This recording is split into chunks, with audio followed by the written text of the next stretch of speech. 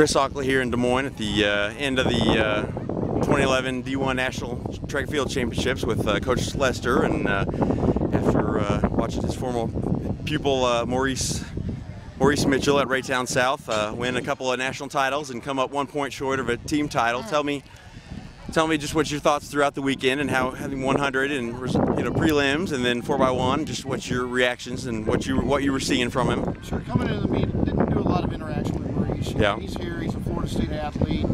We've texted enough for the last couple of weeks. He realizes what he needs to do. Coach Hart is the spring coach. He's got him prepared, got him at an elite level. So he came into the meet. Coach Hart said he's really nervous.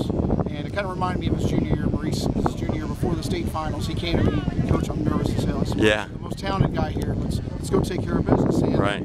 It seemed as the meet went on this week, the stronger he got. Right. And he proved it in the 200 where he pretty much dominated. You don't win national championships in sprints by 4 to 5 tenths. Yeah. Which he did today. So, it started kind of, I wanted the shaky, just nervous and anticipating the weekend, and he really just got stronger as the meet went on. He seemed to gain confidence after each race. He was just a little bit more relaxed and smile on his face, and he just like, yeah, obviously he's done great things so far, but he, obviously coming to this, it's so easy to things just to go terribly, and he just seemed to just kind of relax and say, you know what, I belong here, and I'm going to show people what I'm capable of doing. So that's true. And indoors, he had that confidence. So I was a little surprised when he came here and didn't have it. But I think after he ran 10:16 in the prelims of the 100 into a slide head one, I think I kind of saw his body just kind of blow up, so to speak, like he was a balloon, and he kind of got blown up, and his shoulders kind of got taller. And the 200 prelim yesterday was very comfortable. Yeah. And the 4x1 leg today was unbelievable. I had told people after that he's the third best curve runner in the world behind Bolt and Gay. Yeah. If I really had to put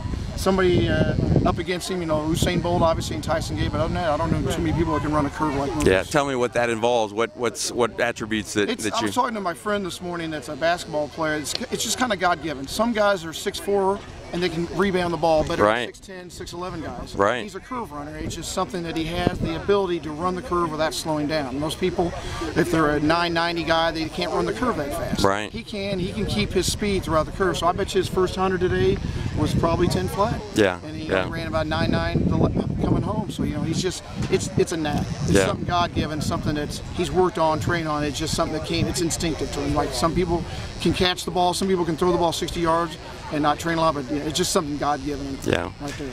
Tell me what you saw last night. 10 PR in the 100, 10 flat, third place. So what'd you think of his race there? I was hoping about 10:08 would win it, but it was just ideal conditions. And my friend before the race told me, he says, you know what, it's going to be a fast 100. I said, why? The conditions aren't good. He says, after it rains, there's a hydroplaning effect on the field, and the density, the air was light. You just kind of felt the air was light. So those kind of factors, and hey, 10 flat, most years wins the NCAA championship, this year's third. So, but like I said, I think he felt good because he ran fast. It was a legal time. And, 9.99 and 10 flat are two different worlds, so he's ready to enter that next world, so to speak. And to me, I think on the award stand last night for the 100, his third place, I thought I maybe heard something from the stands in the area where you are that I don't know, I got the impression that you were saying, yeah, well, that's nice, but you got more work to do or something, not satisfied. That was my always ethic. We're not done working. Anytime at Race South, we win a relay or we place high, that's it, ladies. Like, it's work. Keep rolling, okay? Be satisfied, pat yourself on the back, and let's keep rocking and rolling. Yeah. Tell me just some of the qualities and attributes that he has that makes him special, and obviously God's blessed him with some great talent. And God's blessed him with a great family, mom and dad and brothers and sisters. I've coached them all, been blessed to coach them all. And Maurice is a better person than he is athlete. Right. All right, and he's a God-fearing person, and he's just what you want in a student athlete. Right. And as well as his performances on the track has improved. His 3 years, his grades have improved. Much like high school, he was a 2.2 guy as a freshman, left as a 3.7 last 3 or 4 semesters. Yeah. So it's good to see good people doing good things. Yeah. And then obviously I'm sure you had to be ecstatic after that 200, 1999, and unbelievable. What's that feel like? It was, most sprint races you're watching, like the 100 you watch, he was leading through 80 and then got ran down by a couple guys. But today I didn't even watch the last 30 meters. Yeah. It was over with. It was, great curve. You could see it at 150 that he wasn't slowing down, and those guys, nobody was catching him. Right. Yeah. So it was a great thing. It was just a matter of time, and I saw 19.9 on the clock, and I knew it was probably under 20. And I told people someone's breaking 20 today. The conditions were right.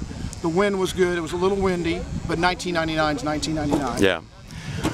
Well, I mean, there's a long way to go and a lot of things to before, but have you looked at your schedule for the summer of 2012 yet? Have you cleared some space in case things work? I may no longer be a high school coach. I've been offered a job at Johnson County Community College. We'll see how that transpires over the next month. Red tape, paperwork, we'll see if that transfers, but I've been asked by the head coach that he's wanted me there, and I've interviewed with the athletic director, so I think it looks pretty good. We'll see, but I'm kind of waiting for myself there. When it comes to Maurice, he's got the U.S. champs in 2 weeks in Oregon. I'm going to go there. Maybe I'll see you there. Yeah, well, we'll see if the funding can come in. I understand that, but kind of like I said, so hopefully I've got a couple former Race South athletes at Johnson County, Maisha Mitchell and Alex Sanders, and I'm hoping that a few more Race South athletes come that way. That's what it is. I left college coaching 16 years ago at Blount Junior College, and now I'm back into it. So I'm looking forward to it.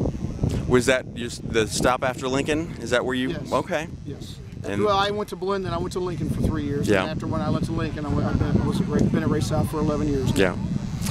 Well, sure been a fun day. The weather finally cooperated. I saw the sun, that yellow thing out in the sky finally appeared, and it was a great track and field day for about any event on the track. It was a great atmosphere, great weather, great performances. Yeah. Well, congratulations, Coach. It's fun to see all the Missouri and St. Louis, Kansas City kids that just keep progressing, and fun to see how far they can go.